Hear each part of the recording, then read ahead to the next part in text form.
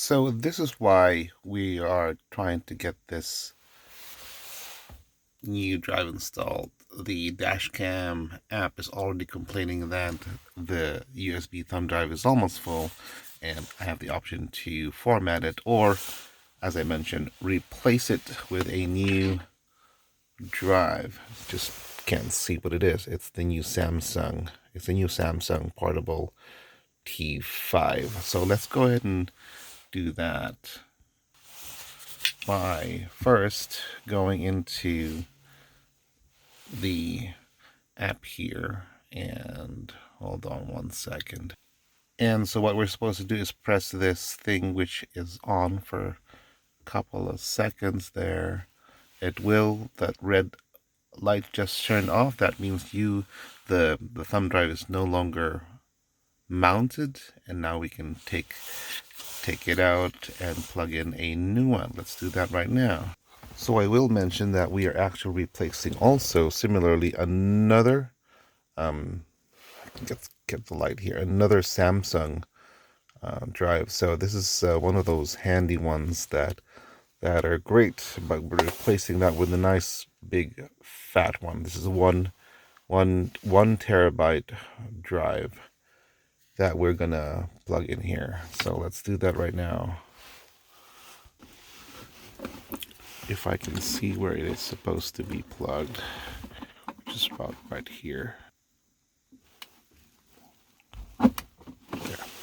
Got that slotted in, and there is an option to actually properly mount this. Some people put a divider, and yet some other people, there's actually a third-party device that can let you hide it away so that it doesn't get like moved around. But this works in a pinch.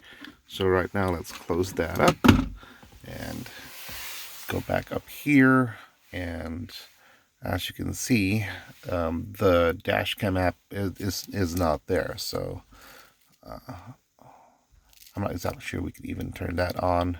We can turn it on, but nothing's going to happen. So that whole thing needs to get mounted. So how do we do that? So I believe you come down here to opening in that, go to safety and security, and I format the drive. So I want to format the drive. Are you sure? It does already say, as I mentioned, drive will be formatted as exFAT for use with DashCam because this is a large 1 terabyte drive. So let's do that. It gets formatted and we're all done. And at the same time, up here you will notice that now that DashCam function icon is now enabled. So we will click that. We will click on DashCam so that the red icon, nope, let's just long press like we did the last time, and there you have it, long press, and it is on. Now obviously to turn on Sentry Mode, we will click that icon. It is now likewise on, and here we can do a test save footage.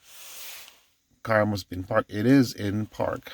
So we'll, and now you see that, did you see that green check mark? That means a footage was saved. Let's do a launch viewer, and yeah, so it did take a snapshot of the messy garage. So there you go. That's a quick way to swap out the thumb drive with a larger SSD drive, or anything you have jerry-rigged with a USB B connection to store your dashcam videos. Just make sure that you actually take one that has the right speed of storage. Otherwise, then you will have you're gonna get the same errors as I had as well. It'll come down here at the bottom that's saying that, hey, your thumb drive is not fast enough to store this amount of video, and